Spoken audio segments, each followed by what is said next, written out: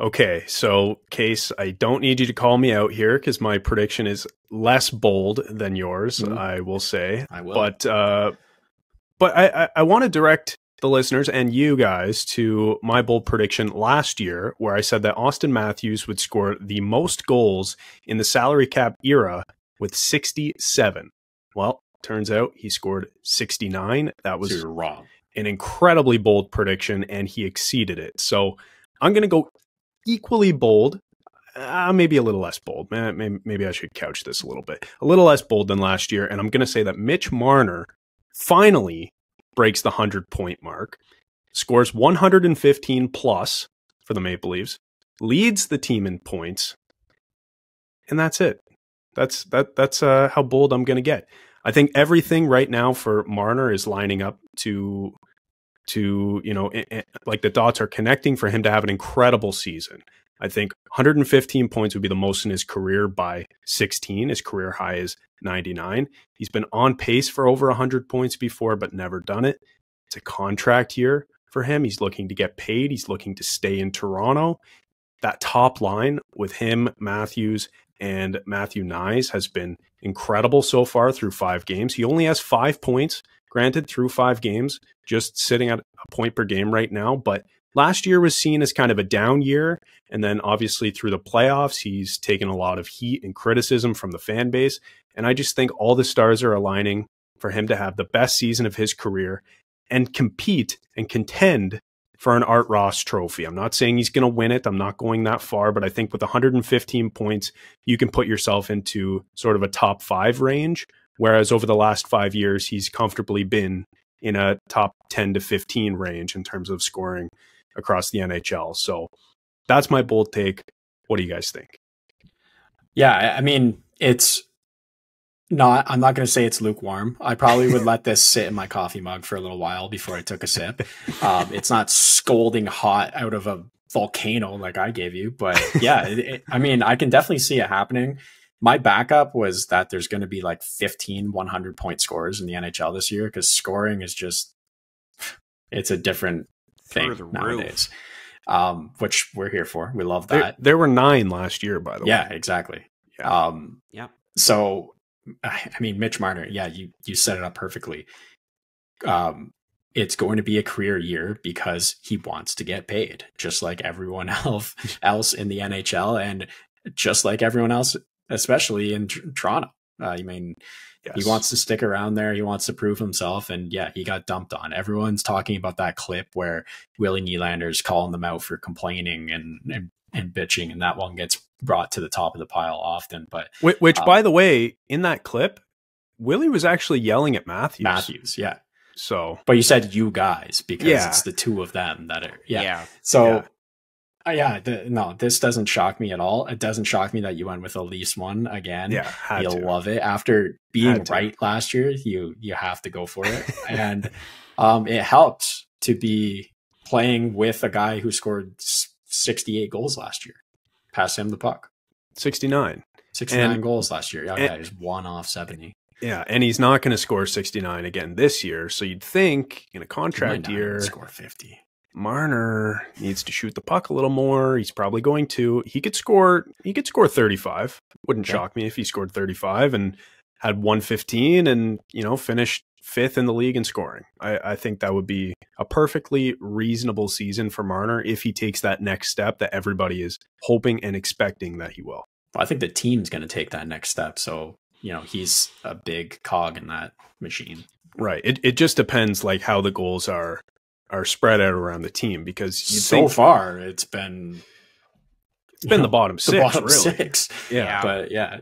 But like we said last episode, the team finished 2nd in scoring last year. It's like they're probably not going to get more goals.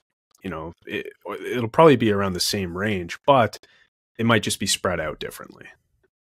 Mm-hmm. And that's a good thing for that team. But, focusing on Marner, yeah, it's a little bold, but not that bold. I mean, he has the talent to be in the top 5 in scoring in the NHL.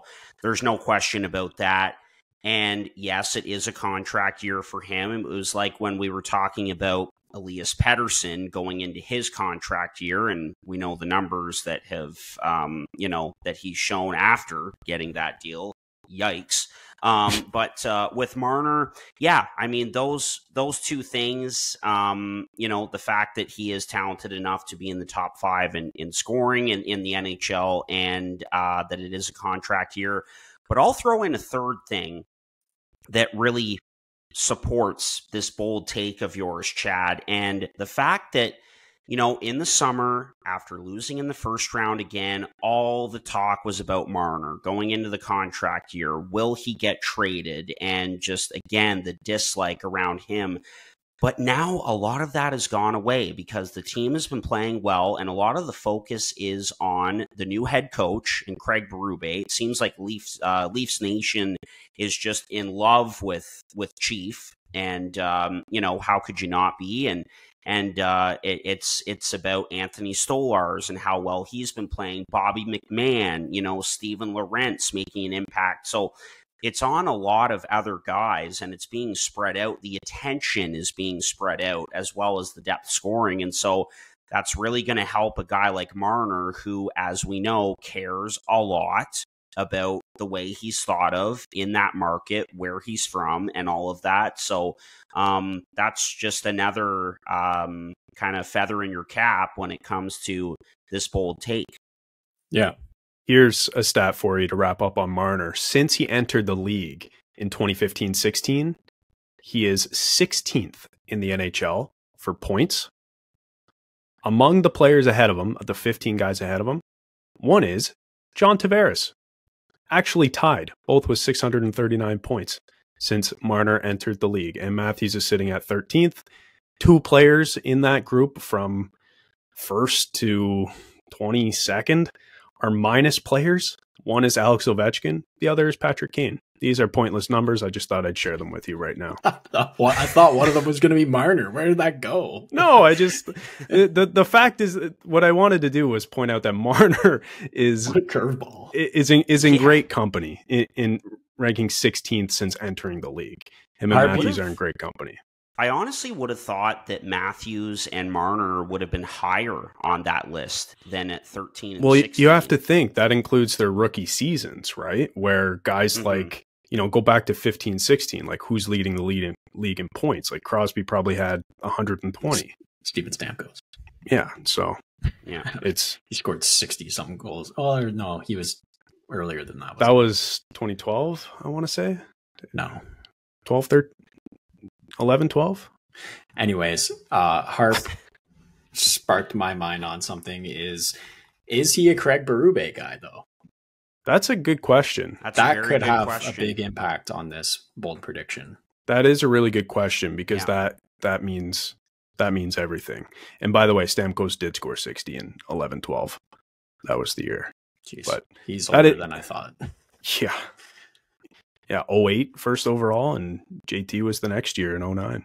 To answer your question, Case, I don't know if Marner is a Craig Berube guy. We'll have to wait and see, but that is a big factor in all of this, because he's a great coach for that team and the way that he wants them to play. They look good. They look good out of the gate. They really do. Yeah, and you've got to wonder, too, if maybe because of the style they're playing, they're just going to score less overall. And if that's the case, then that obviously hurts my prediction, but who knows? There's a lot of hockey to be played. We'll just have to see.